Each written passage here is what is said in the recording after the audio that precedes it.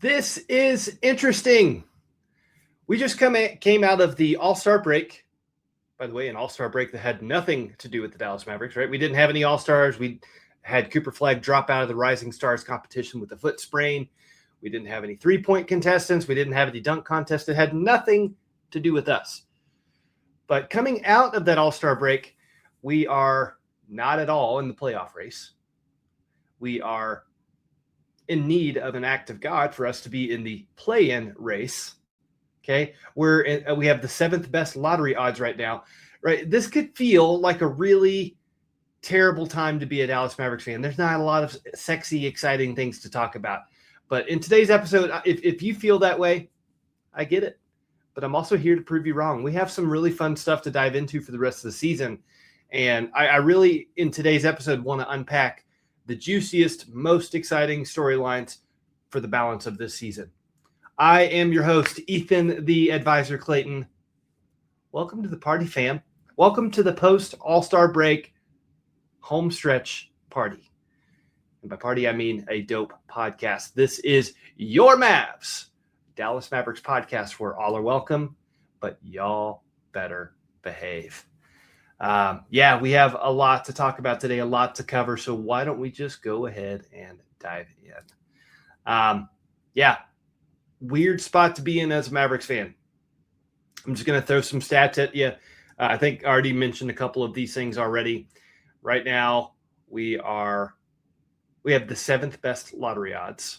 We are like 8 games out of the playoff race, 4 games out of the play-in race. We have several players that are out for the rest of the season with injury. We have an all-star player that was just traded away. We have another all-star that has been out all season but could return soon. Let's just talk about all these fun, weird, nebulous things that the Mavericks have going on behind the scenes. So I'm going to start with what I think is the most interesting storyline and probably the one that we're going to get an answer on the quickest. Okay, at least I hope. And before I even say this, I'm just going to tell you, don't hold your breath on any of these things. These are just all things that I have going through my mind right now. But let's get excited anyway. Just don't hold your breath. So the first and probably sexiest headline right now, storyline, is Kyrie Irving's return. Like the first question is, does he return at all this season?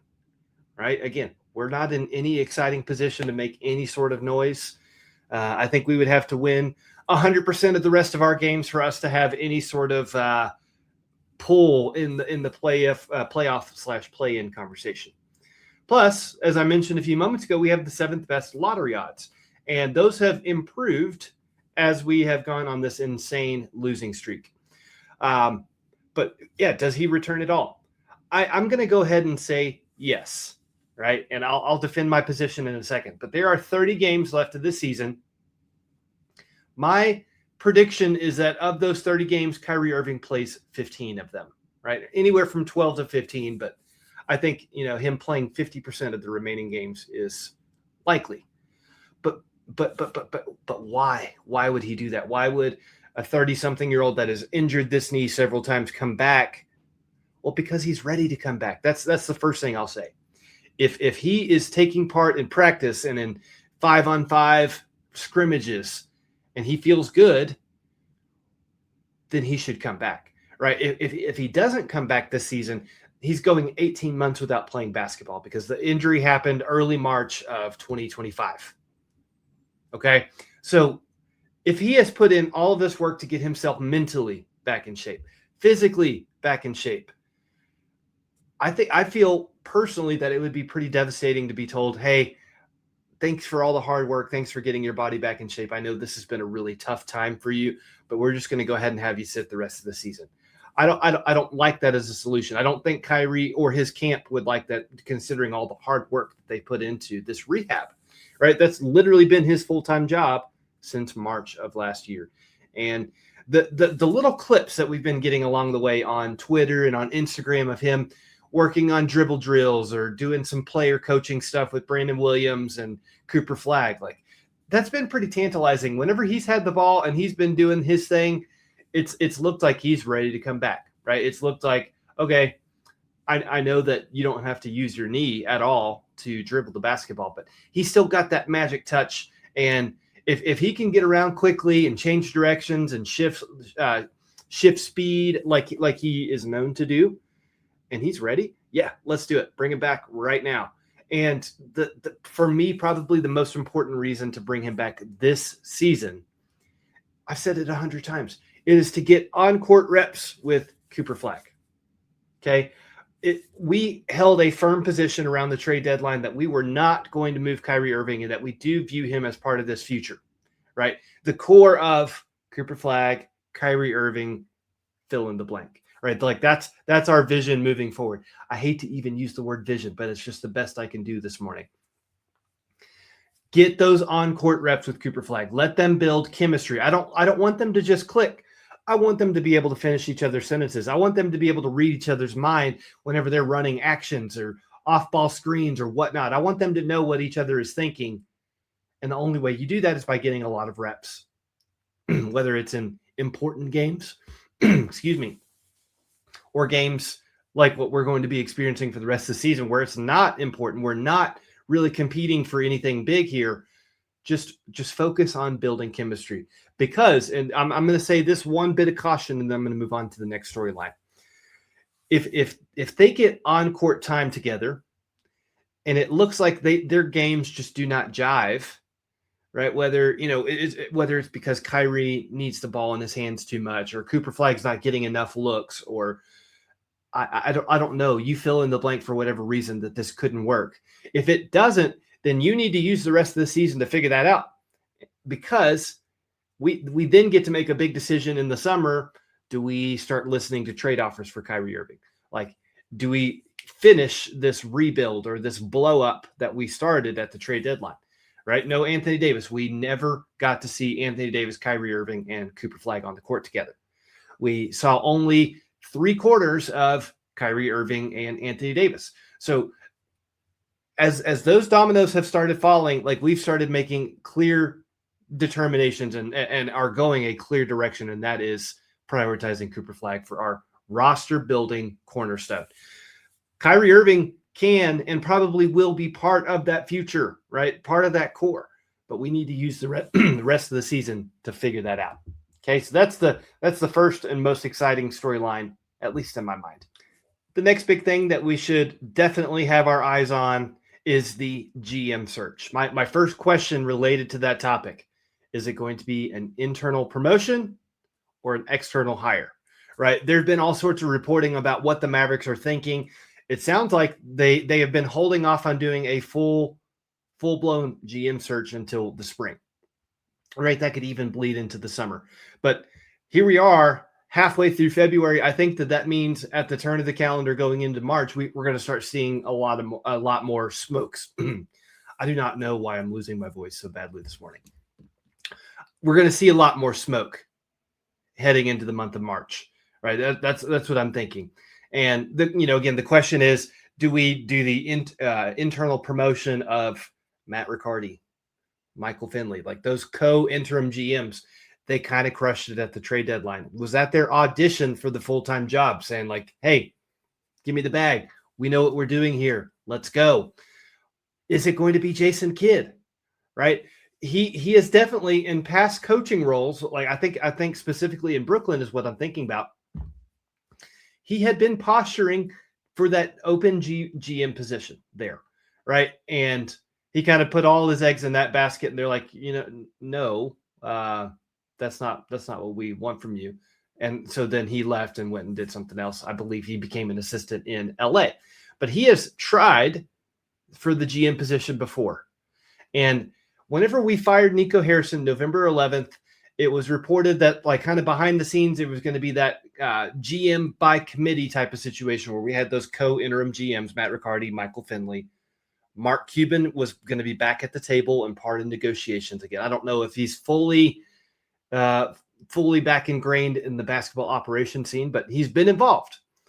And then Jason Kidd's name has even been mentioned in that GM by committee type of reporting. So were the moves that we made at the trade deadline driven by Jason Kidd because he is going to be given the keys to the franchise moving forward? I don't know. I personally don't see it, personally don't want it necessarily. If I had my druthers, guys, I think I've mentioned his name before. It's a guy named Dennis Lindsay. He has been part of our organization before. He was Nico Harrison's mentor whenever Nico was first hired. And a lot of the really exciting trades that we have done, or that we did to build a nice roster around Luka, we could give Dennis Lindsay credit for that. Okay. And that's a name that Mark Cuban has specifically mentioned whenever all of this has been reported on. So I think I would lean that direction. He has tremendous experience. He's been involved with many franchises and basically has had the Midas touch. I don't know that he has produced or created a championship winning roster, but he has definitely turned franchises around. And I like that type of mentality. Hey, let's get business done. The direction that we've been headed, it was good, and then it got bad. We're going to fix it, right? And when we have a very clear vision that is being driven by Cooper Flagg. So that GM search, I think, is a really, really interesting and exciting topic, because think about all the things that the next GM is going to inherit, right? Obviously, I've talked about the Cooper Flagg part of it all. That's our cornerstone. But what about some of the other subplots? Like, what are we going to do on draft night here in 2026? Right? We do have 2 first-round picks, but are we going to try and use those to trade up? Are we going to take on a draft for fit type of approach, where it's like, hey, we're really prioritizing ball handling guards, so that's what we're going to target in our range? Or are we going to go with best player available, because we just need as many bites at the apple to bring in great talent around Cooper Flagg as possible? Another thing that they're having to deal with and think about is, like, is Jason Kidd the coach of the future? Right? I'm not going to plant a line in the sand one way or the other here, but you have to wonder after, yes, he has taken us to the Western Conference Final. Yes, he has taken us to the NBA Finals. But apart from those 2 seasons, we've had some really bad years. Some of them, plagued by injuries. Some of them plagued by, I don't know what you want to call it, but we just haven't had good luck, right? Does Jason Kidd first and foremost want to stick around long-term for that? He did get a contract extension. I think that has him in the coach's seat until 2028. But as we start to look at a different direction as a franchise, are we going to go a different direction with our coach? These are questions that I have. Good luck with this GM search. Before we go into our next juicy storyline that Mavericks are looking at for the rest of the season, I do want to take a quick break for some promos. Okay, I'm not going to do an ad read. We're not sponsored at this point. What I am going to do is I'm going to hype up your sports media, that obviously your Mavs is part of that network, that family. We are growing. We are expanding. I don't know if I've mentioned this before. We have a Your Knicks show, if you're a fan of former Dallas Mavericks Jalen Brunson.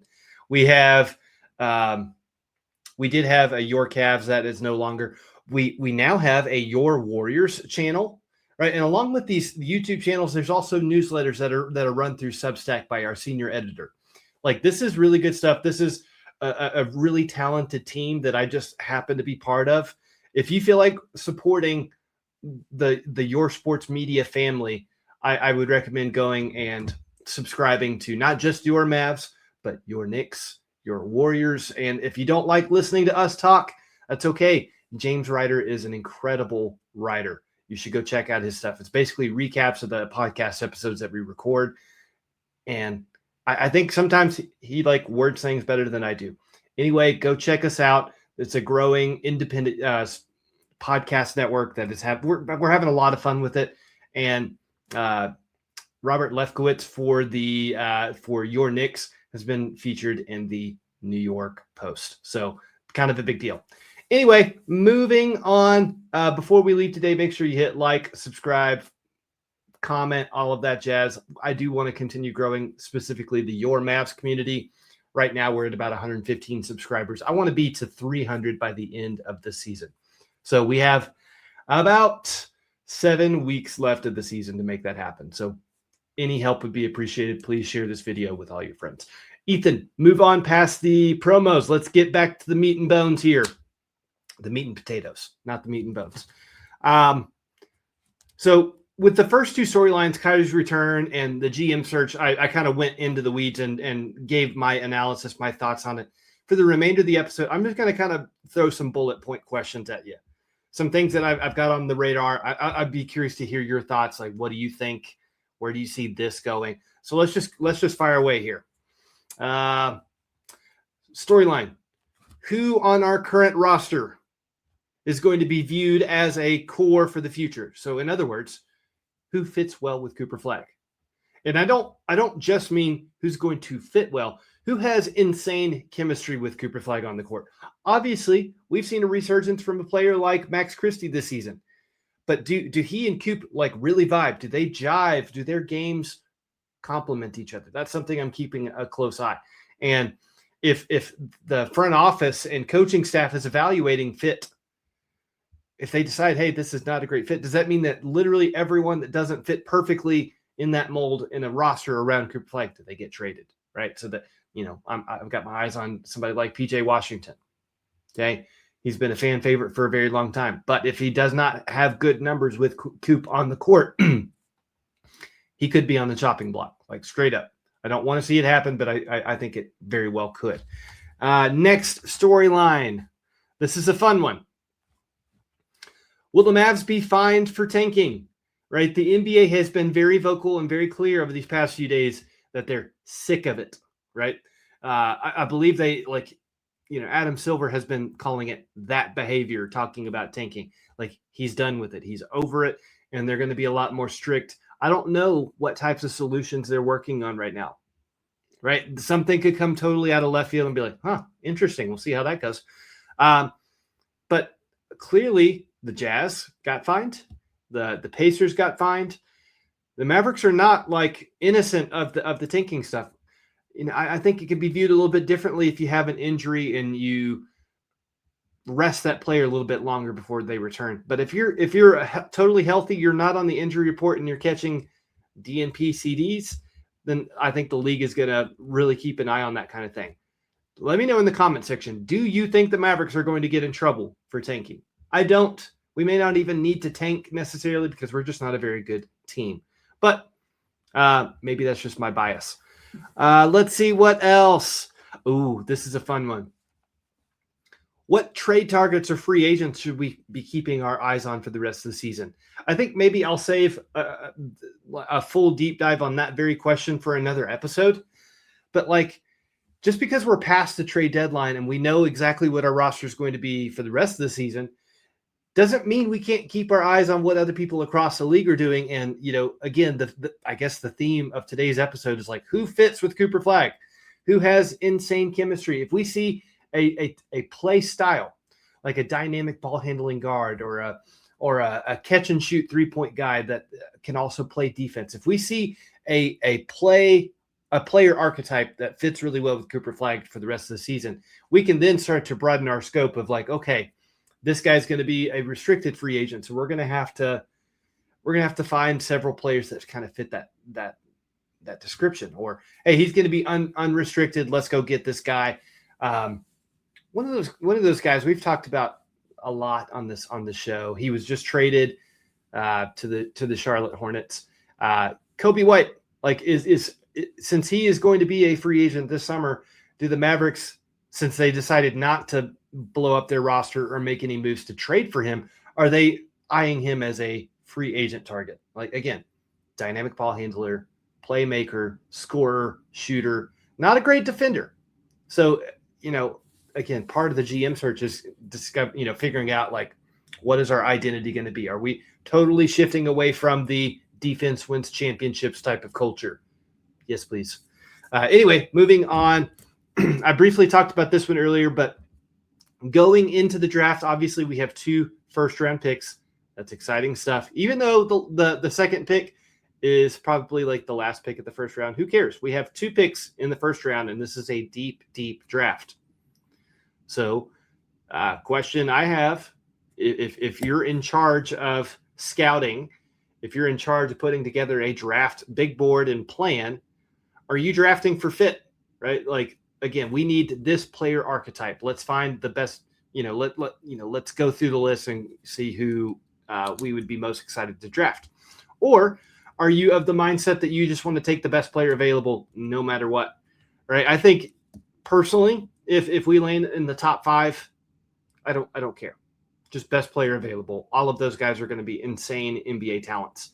Beyond the top 5, that's where we might start to say, hey, we do need a secondary playmaking guard, or we need a big man to come off the bench and support Derek Lively, because we likely aren't going to bring Daniel Gafford back next season. Well, he's on contract, but we tried to trade him this year. Maybe we can get a better trade offer in the offseason for him and say, hey, totally, our center rotation is going to be Derek Lively, Musa Cisse, and X, right? Whoever we draft. That's kind of what I'm curious about. I'm kind of struggling with my own thoughts on whether or not I want to go fit or best player available. So tell me what you think about that. But these are all things that are going to be on the radar for the rest of the season. Kyrie's return, GM search, who on the team is not just a good fit, but a great fit with Cooper Flagg moving forward, who's going to be on the chopping block because they don't fit. Will the Mavs get in trouble for tanking? Who are we going to target for making trades this summer, or who are some free agents that we're looking at? These are all things that we get to talk about until we're blue in the face for the rest of the season, because probably we're not going to get exciting basketball to watch and talk about. But what I'll wrap up with, we do have our next game Friday, 5:30 Mountain Time, 6:30 Central. It's going to be in Minnesota. Yes, I think we're going to continue our losing streak. I don't see us winning really all that soon. And I'm okay with it, right? Because, again, we have all this exciting context, subtext going on that we get to unpack and spend way too much time analyzing. And then lastly, as I wrap up the episode, I do want to paint a picture of where we're going. Okay. I talked about free agent targets. I talked about trade targets that we could be looking at over the summer. I do want there to be a little bit of data. I want there to be a couple of games, post All-Star break before I start, going right back into the trade stuff. But another thing I'm going to unpack in next episode. Right now we have the 7th best lottery odds, and that puts us in the range of drafting either Keaton Wagler, Michael Brown Jr., or Nate Ament. Those are the 3 names that could very easily fall to number 7. In our next episode, we're going to compare and contrast those players and talk about who could possibly fit best with Cooper Flagg and our future Mavericks roster. But guys, that is all I have for you today. Make sure you stick around, comment, tell me what you're thinking, and let's keep the party rolling. Y'all be good.